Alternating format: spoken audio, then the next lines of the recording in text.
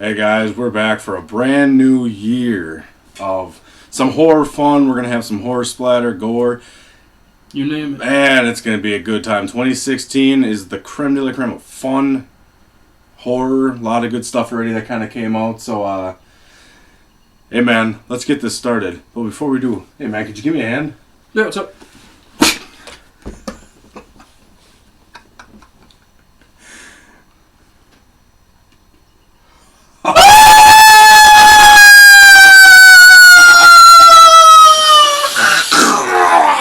Stay tuned. 10, 9, 8, 7, 6, 6, 6. Stay together, this is yours and mine. What we gonna do? Rock out, rock out, rock out. Let it crush your fear. Rock out, rock out, rock out. And you can get it here. What's going on, guys? It's time for our favorite section. You know the drill. You know, it could be an old movie, a new movie, it doesn't matter. This is the recent watch section. Kind of give you an idea what myself and Ghoul have been watching lately. At least one movie. One movie, absolutely. I have Matthew Garrett's Morris County. Good choice. Yeah, man, amazing film. Very well made, very good acting in this film. Very most unearthed films out. yeah. Of course. Stephen Biro, Genius. the head guy at Unearthed Films, who puts out all these great films we love. Oh yeah. Props to him. This is a really good one.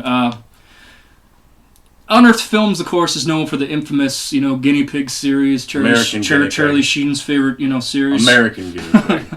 Well, he Japanese also put Guinea out the Pig. Japanese ones Right. too. The long lost ones. But this film is a little bit departure. It's not just about gore for gore's sake. There's a very depressing aspect in these three short films in this one. The first one is called Ellie. Basically, it's about the horrors of a teenage girl growing up in society and trying to fit in. She takes drugs and does alcohol and has sex just, to fit in, try to feel I did that feel once. like a woman, Aside from the Did you do woman part. that? Aside from the woman part, no. I almost got Ghoul there. But, Oh boy. but yeah, and she seeks spiritual comfort in the hands of a local minister. And I don't want to give that away because it's kind of a mind fuck, very depressing. What the climax of that is, literally. Good way to put it. It's very disturbing. Very is, because she's trying to find spiritual comfort, and he did that to her. That's all I'll say. And on our next story, the family Reuben. It's basically about the breakdown of an American family. The relationship's gone bad. This man and his wife are splitting, and the kid's caught in the middle. I think the kid's pretty disturbed. He's torturing animals, which is usually an early sign that you're gonna probably be like Jeffrey Dahmer or something, But this guy is seriously lost his marbles. Basically, first of all, the family's Jewish, so it makes things a little weird. Also, with the sex involved and everything.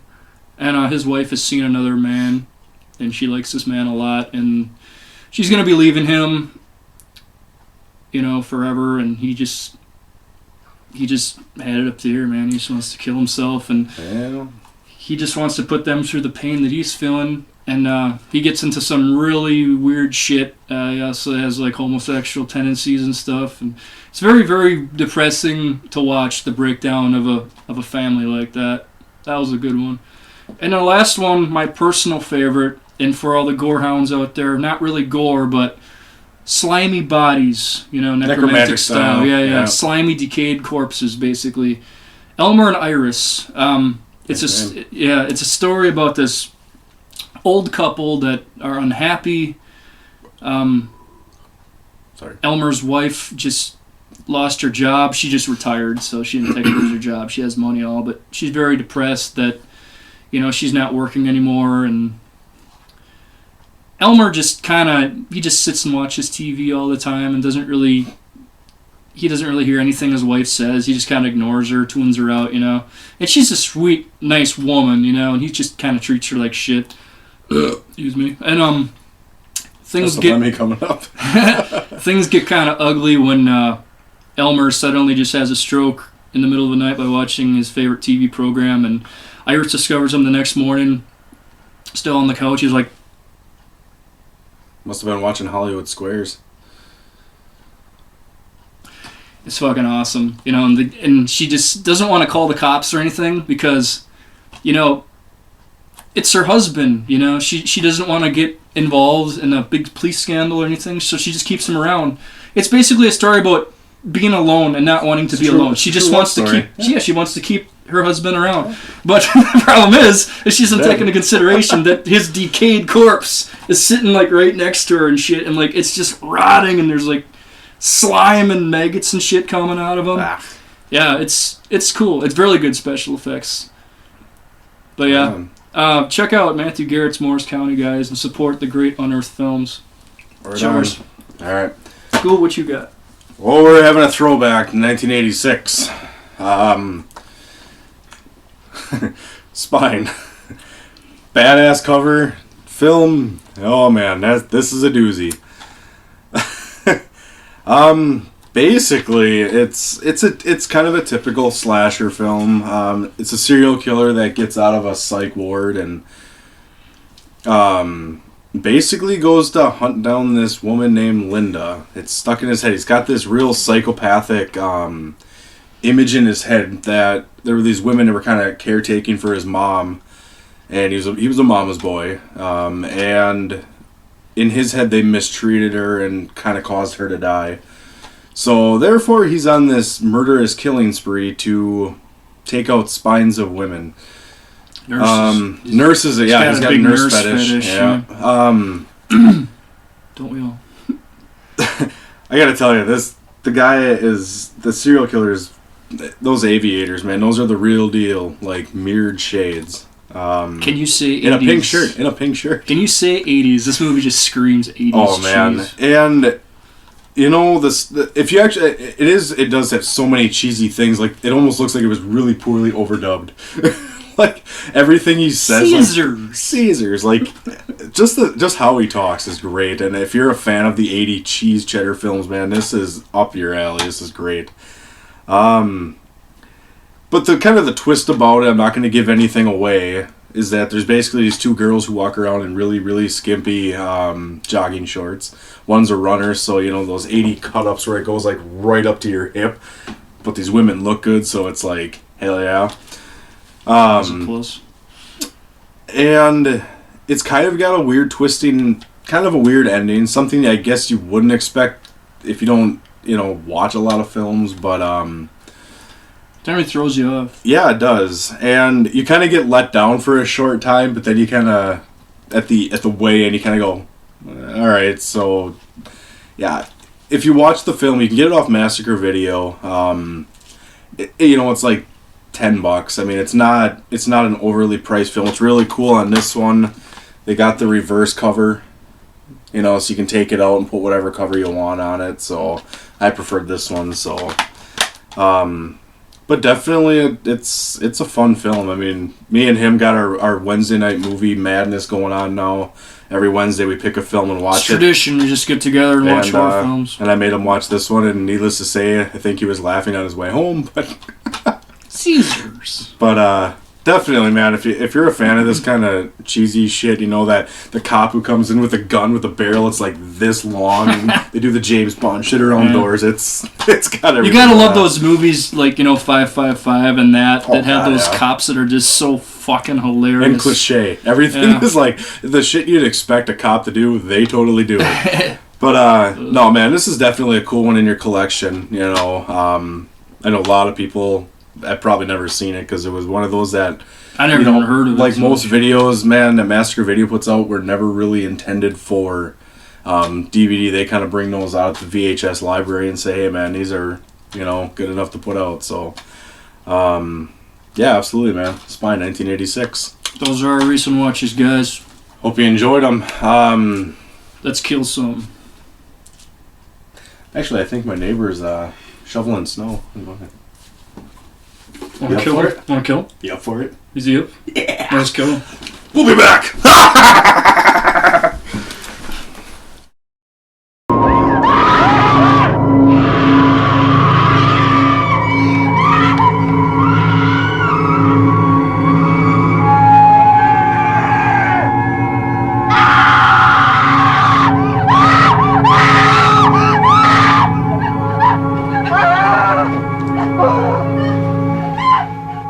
Hey guys, well, of course, it seems like every goddamn episode we do, we lose somebody else. In this case, we lost two, and music legends, one of which, as you can tell, is probably one of the biggest influences I think heavy metal has ever fucking seen, man. I mean, the triumphant giant that is Ian. Lemmy for the rest of you. But you know,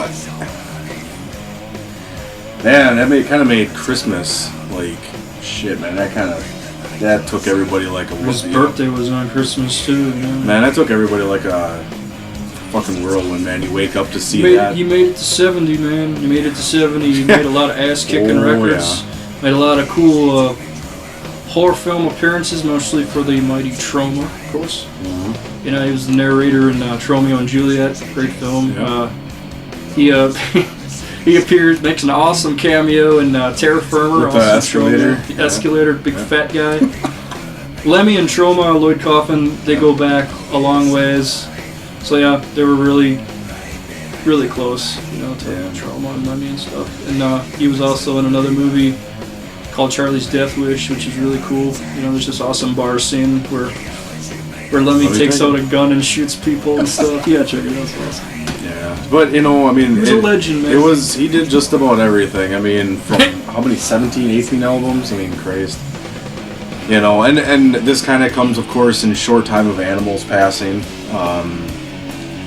That was, Filthy Phil, you know, that was just amazing drummer. that was shit, and it kind of, you know, I guess goes hand in hand with this, you know, apparent. This is that, you know, very shitty part. But I mean, man, you know, everybody always asks, man, what did Motorhead mean to you? Because I mean, you know, everybody thinks Motorhead was just Lemmy, which for the most part he was, but you know, what did fucking Motorhead mean to you? I mean, It was a lifestyle. You know, basically it was more than just a band. It was a lifestyle. You know, rock and roll and heavy metal and Motorhead just go hand in hand.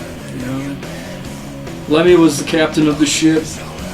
And as far as horror films go, you know, Motorhead made a lot of horror film soundtracks. oh yeah, You know, wrestling.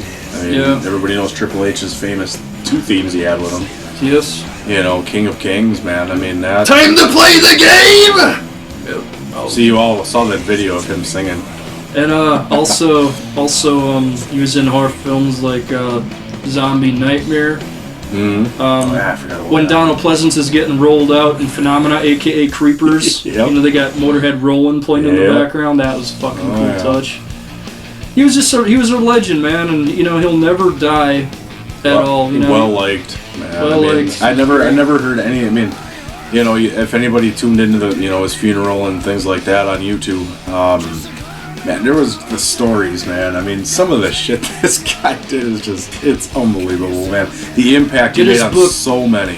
get his book White Line called Fever? White Line Fever. Great read. Yep, hell yeah. I mean, you know, Kids wanting to get into rock and roll for the first time, read that book. you know, man, reference books like this, man, these will never be without that man right there. Ever. Motorhead for fucking life.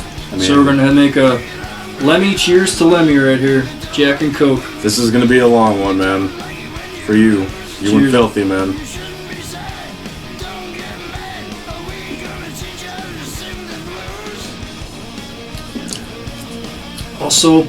Well, we got to go with number 2 here. Yep.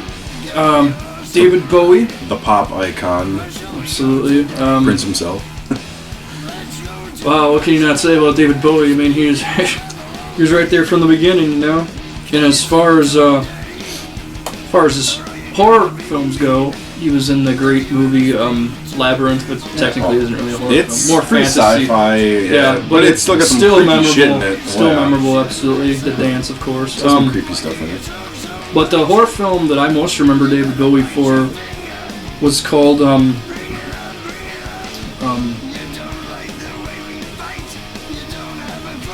Brainpart? I'm trying to think what the hell that movie was called. It was a vampire movie with, I think, Susan Sarandon's in it.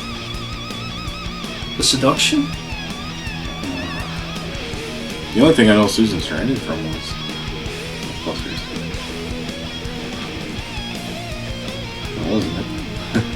Well, anyway. Either way, he was in a horror film about vampires, so I need to know. You should have done our homework better, sorry. It's alright. But yeah, man, he was a legend just like Lemmy. And I mean, he was huge for the pop community and just, you know, he crossed over into so many different things. I mean, he of course did, you know, Dancing in the Street with Mick Jagger, which was probably one of the weirdest videos I've ever seen. 2 rock legends for sure. And if you want to throw a third, the guy from the Eagles, I personally like the Eagles. Oh, Frey or whatever, that happened recently, man. I mean, you know, and then you got... Seems like every time I go on Facebook, someone's dying, you know, it's like maybe I should stop going on there.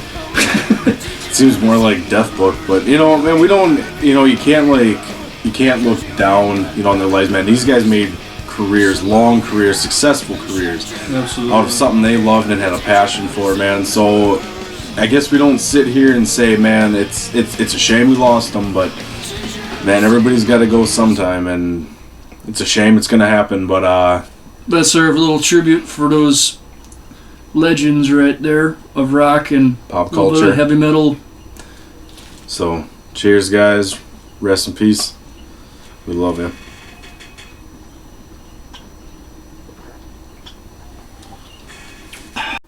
Hey guys, welcome back. Neighbor's dead. It was fun. Took care of him. His head fucking rolled like a fucking stone. It was awesome. All the way down the 3 flights of stairs. Absolutely. All right, guys. I'm gonna talk about something I've been meaning to get around to, and I figured it was only appropriate, you know, to throw some love to our underground family. This one is gonna entail Alex and Marissa Murphy, of course. You know, Ricky Shore Sings the Blues. I know a lot of you probably heard about it. He's got a page dedicated to it on Facebook. But I'm going to be talking about a film, the new one they put out last year, Blowing Raspberries, man.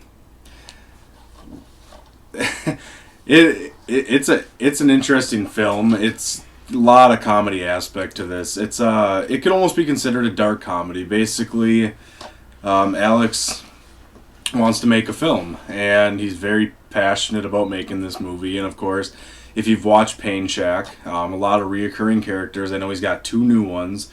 The really realistic cop, which I always wanted to ask him if that was actually a cop, because it was Tito Johnson or something. I know very, was in very it. believable.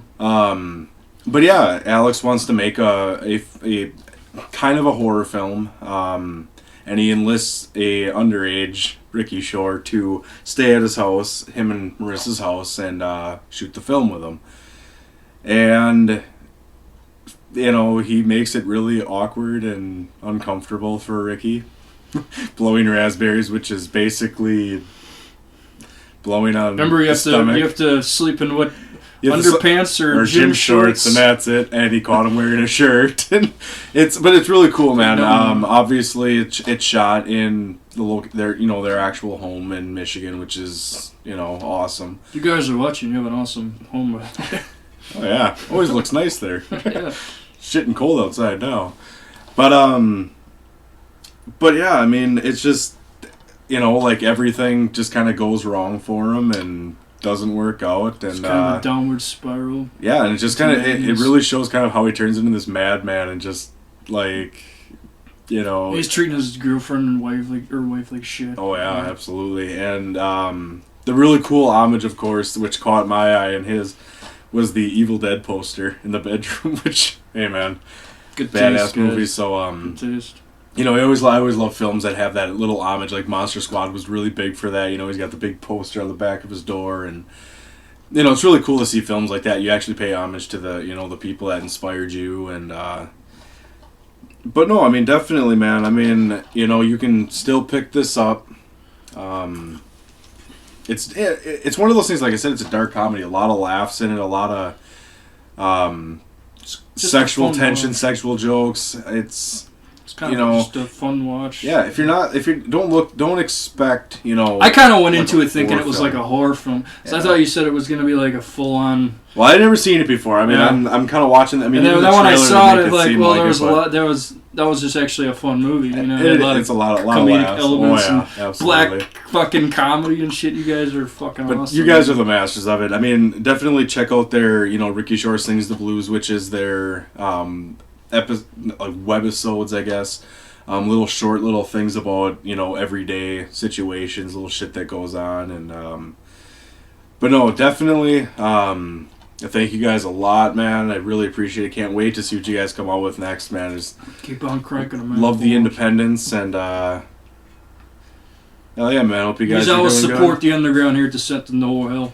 Oh yeah. Absolutely. So keep it up, guys. Appreciate you. Descent No Horror Hell loves you guys, man. Cheers. Here at Descent to Horror Hell, we always support the indie horror scene and underground horror films. Absolutely, 100%, because the underground's where it's at. Nowadays, yeah. Yeah, and especially if it's in your own backyard. An hour away. Yeah, which is amazing. That shit don't happen in Wisconsin unless it's No. actually real life murder. A friend of mine named Jake Martin starred in a short horror film called Pity Mm-hmm. out of Oshkosh, Wisconsin. And Yeah. we wanted to talk a little bit about it and give him a little production, promotion, Shout out. promotion for Head Trauma Productions. check them out. They're called Head Trauma Productions. We'll throw the website at the bottom right here for Absolutely. you. Definitely check it out. You can actually see the film right on pityfilm.com. Absolutely. You can watch it right there. It's like 8 minutes long. Yep. But It's basically just about this guy descent into madness after he is, his girl leaves him basically, and he just sits out in front of her car. stalks are basically. Or he sits in his car in front of her house and, just Taking- smokes cigarettes, drinking beer, pills. steroids, Just whatever, total man. descent into fucking Or madness, hell, if you basically. want to talk about it. But Yeah, really well done. The cinematography was amazing. It really, really impressed me. I mean, it looked like a really legit movie. Yeah, it was directed and written. I mean, everything was John Pata, who Yep. owns the company itself, which actually started in like 2011 is when they actually became a company. I know he's actually a graduate from Oshkosh, or UW Oshkosh, which is awesome. Absolutely. Everything was filmed in Oshkosh. It just it screams home, man, and that's Yeah. really cool to see. It's kind of like Pittsburgh has toe tag and Also, all that, so it's cool. this Pity movie, there's a band that I love, me and Ghoul like here, called Pig Destroyer. They're a good grindcore band. absolutely. Kind of the Napalm Death of our era, I guess you could Yeah. say. I think that'd be a safe assessment, I think they'd appreciate that. Yeah. But G.R. Hayes, the singer of the Pig Destroyer, wrote a little piece called Jennifer, and that's basically what Pity, is narrated from, Mhm. It's, the basic premise came from G.R. Hayes of Pig Destroyer, so right on, I totally love that. And Jake's a good friend of ours, hopefully we see him soon. But yeah, we just want to let you know about Head Trauma. It's available Productions. online. Like I said, we'll put the link down so you guys can definitely check it out. You got 8, 9, 10 minutes of your time, man. You won't regret it. It's Absolutely. a good, dark, creepy kind of story. So The underground's where it's at, and me and absolutely, Ghoul will guys. always support it. So, cheers, guys. Check Cheers. it out. hey guys, now we have the part that we don't really like doing unless it's a good tribute. We lost like a horror legend.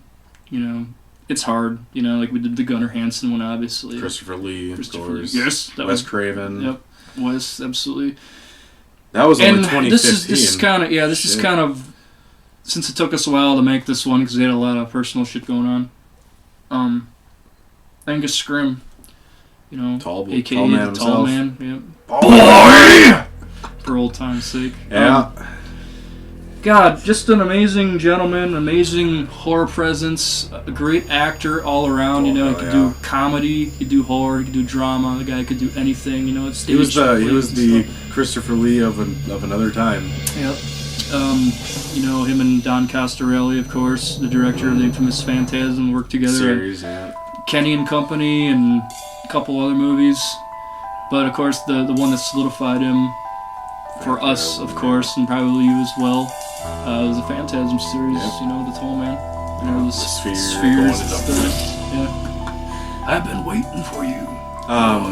And it was one of those films. The hearse was always the creepiest part of that shit movie. Alien from another planet, just, you know, but it was shrinking humans down to dwarf size. Mm-hmm. You know, it was the whole storyline of Phantasm was so original. I mean, 79? 79, yeah.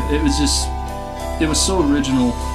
But back then, I mean, Christ, I mean, as far as like films like that, you know, kind of that weird kind of killer was Halloween. I mean, really, Halloween was 78, so you had right after that. I mean, Phantasm came out, and then it started getting kind of that more slasher film.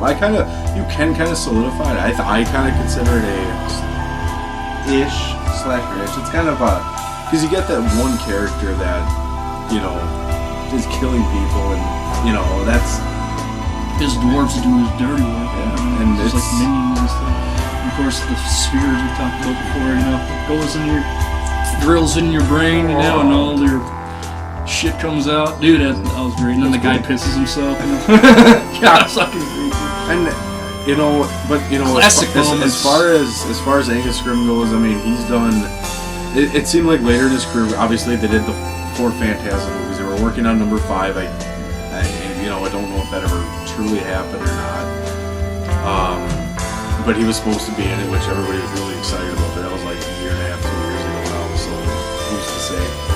But I mean, ever since then, he's really done just a lot of cameos. I mean, from, you know, films like I Sell the Dead, which Ron Perlman, which actually is really cool. I found out that when he's playing the violin, it's actually him playing it. Yeah, he's very good. That's cool shit that you actually read about. I like watching the behind the scenes of I Sell the Dead because he's so hands on. You know, he was at the production all the time, giving advice to the director. Yeah. You know, he didn't. I mean, if he wanted to, he could have been like this guy, like, hey, you know, I'm here. Where's my fucking paycheck? I don't give a shit. But no, Angus fucking cared about the role he was doing. Very, very similar to Peter Cushing. Like, he cared about what his character did. He cared about the actors, and he tried to make the greatest atmosphere. As big or small as the role was, it didn't Absolutely, matter. yeah. And I mean, other movies, Disciples. He was in with Tony Todd.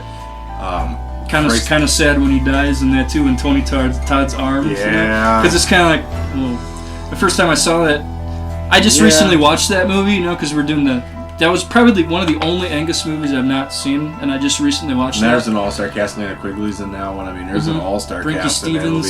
Yep. And they really kind of don't come out kind of till more of the end. It's a big build-up of meeting, you know, Satan and all his, like, demon, you know, followers. But it's really cool. He's got these, like, the old rich man sitting in a wheelchair with the blanket over his head. Yeah. It's like, it's so cool to see that. Yeah. And he's surrounded by hot chicks, of course. Good job, Angus.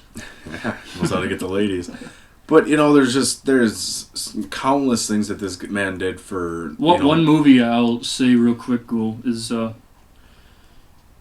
he's not in it very long. He's not in it very long at all. Oh, I know. But a movie called Scream Bloody Murder. Yeah. It's about this kid that has this, you know, has no arm and has, like, this hook for her hand, pretty much. And it kills... before Candyman, and he kills people like that. But Angus Scrimm comes to the house. He's this woman's doctor. He's like, I've been trying to call this house for 2 days. No one's answering. What's going on here? And he goes up, and of course Matthew kills him. Mm. It was just kind of a little cameo, but you get to see Angus Scrimm. I had to rewind it a couple times when I first saw this movie years ago because he had a whole set of black hair. It was from like 70-something, 75, I believe, so it was really... Yeah. But Angus, we loved you, but we hope the viewers out there loved him as much as we did. He film lasts forever, his classic line. Everybody knows Phantasms, man. I mean, the news, when we got the news, we immediately went back and watched all those great films. You know? And that's pretty much all you can do. But it's a shame, even Lemmy, you listen to Motorhead albums and you you drink these, Lots of them. Lots of them. But yeah, man. I mean, like I said, I really hope the next episode we do this does not happen again. No guarantees. It wasn't a very happy episode. We're happy to be doing this. This is our first one of the year, but it's not really a good way to start out with all these people dying and shit. Yeah, but you know what? Hopefully it dies down a bit. Yeah. But we got some really good shit coming up for you guys in 2016. I really hope you guys stick around because, like I said, whether it's 2,220 or 2 people that watch us, we love doing these. We just do this for personal satisfaction. Yeah, man. We get to talk about it. So, cheers, guys. Love you guys. Hope you guys enjoyed. Take care. Hey, guys. That's it. That's the first episode from 2006 fucking teen. And we're going to be coming up on our year anniversary show. Boy, you thought, and we're not going to bore you to shit with stuff, but let me tell you, man, it's going to be a hell of a lot of fun. Can't wait for that one. We might even involve some gore. We don't know yet. You guys Pretty just sure. going to have to tune in to find out. Yeah. And that one's going to be We got some cool shit planned, so hope you guys stick around. So, As definitely, always, guys. Till next time, stay scared. You're... Cool. And I'm Skid Gore. We'll see you next time, man, on Descent into Horror! Yeah!